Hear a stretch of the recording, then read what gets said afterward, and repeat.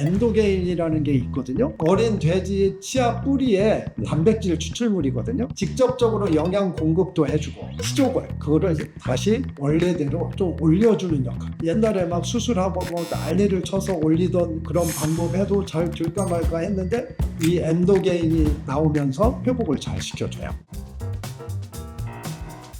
안녕하세요. 치과의사 35년 차 턱관절 장애를 20년 이상 치료하고 있는 치과의사 문영주입니다. 반갑습니다. 오늘은 치주염, 풍치라고 하는 질환에 대해서 좀 알아보려고 하는데요. 풍치는 뭔가요? 풍치는 바람 들었듯이 흔들린다 뭐 이런 얘기에서부터 유래했는데요. 잇몸 질환을 얘기하는 겁니다. 잇몸 질환이라고 하면 치주 질환인데요. 치주 질환은 잇몸, 그 다음에 치주인대, 치아 뿌리를 잡고 있는 뼈, 여기에 염증이 생긴 거예요. 잇몸에 염증이 생긴 거를 방치하게 되면 그게 서서히 치조골까지 염증을 일으켜서 치조골이 흡수되고 치주인대가 이렇게 느슨하게 되는 이거를 풍치, 잇몸 질환이라고 얘기하죠. 그럼 그게 계속 지속되면 어떻게 되는 건가요? 이가 많이 흔들리게 되죠. 좀 흔들리는 것 같다가 다시 또 어느 날 또 멀쩡해. 그러다가 또 많이 흔들려. 그러다가 어느 순간 확 흔들려서 이런 회생 불가 판정을 받게 되죠. 풍치는 막 아주 심하게 아플 때도 가끔은 있지만 대부분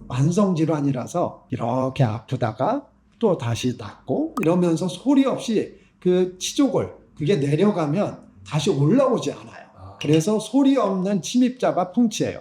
그래서 치과에 가서 정기적으로 검진을 하는 게 중요하겠죠. 풍치는 왜 생기는 거예요?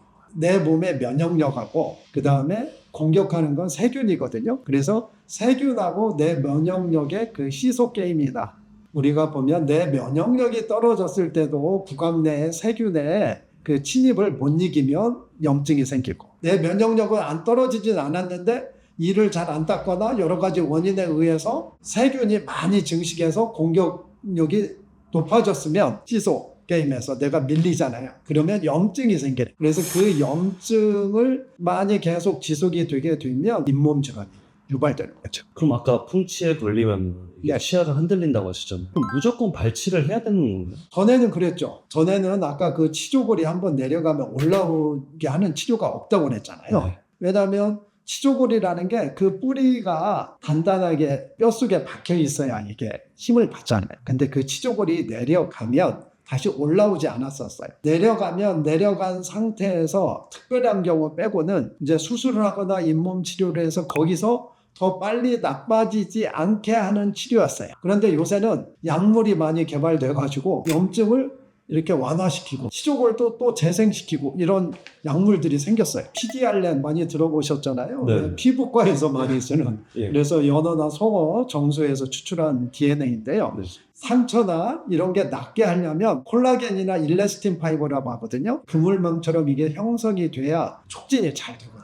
그것을 잘 형성시켜주는 약품이라고 보면 돼요. 그래서 상처를 재생시켜주는 주사가 PDRN 주사다. 그 다음에 또 이제 엔도게인이라는 게 있거든요. 어린 돼지 치아 뿌리에 단백질 추출물이거든요. 직접적으로 영양 공급도 해주고 치조골 그거를 다시 원래대로 좀 올려주는 역할을 해요. 그래서 수직적으로 이렇게 내려간 치조골은 잘 사용을 하면 그 치조골이 생성이 돼요. 옛날에 막 수술하고 뭐 난리를 쳐서 올리던 그런 방법 해도 잘 될까 말까 했는데 이 엔도게인이 나오면서 수직적으로 내려간 거는 회복을 잘 시켜줘요. 그 다음에 태반주사라는 게 있어요. 이 태반주사는 아주 역사가 깊어요. 50년대부터 나왔어요. 안전하게 잘 사용됐다는 뜻이에요. 그래서 이 태반주사도 잇몸에 놓게 되면 영양 공급을 직접적으로 해주기 때문에 치주 쪽에 아주 좋은 영향을 주죠. 우리가 스트레스 받으면 이가 들뜬다고 그러잖아요.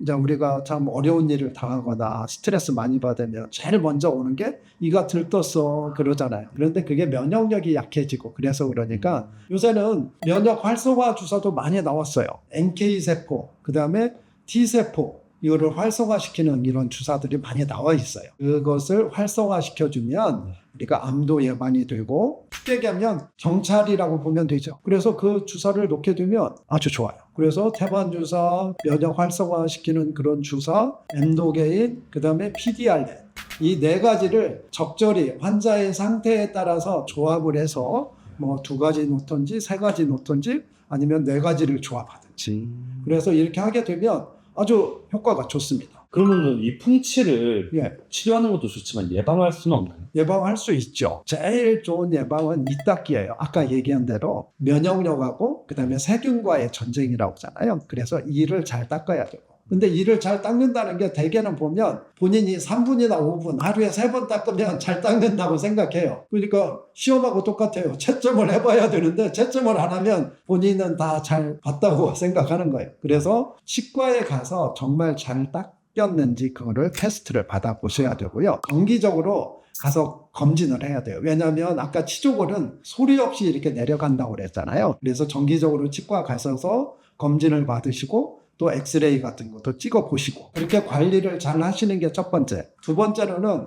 면역력이라는 게 내가 생활 습관이나 이런 거를 건강하게 지키셔야죠. 모든 제일 좋은 치료는 예방이라고 그랬거든요. 말씀하신 4가지 주사는 네네. 부작용이 없나요? 물론 뭐 모든 게 부작용은 조금씩 있겠죠. 그런데 이제 PDRN 같으면 그 생선 오리진이기 때문에 해산물이나 이런 데에 조금 알레르기가 있는 사람, 또 임산부나 그다음에 수유부한테는 아직 좀 정확한 그 데이터는 없으니까 그럴 때는 그 치과 의사하고 아주 상담을 잘 하셔서 진행을 하시면 좋겠습니다.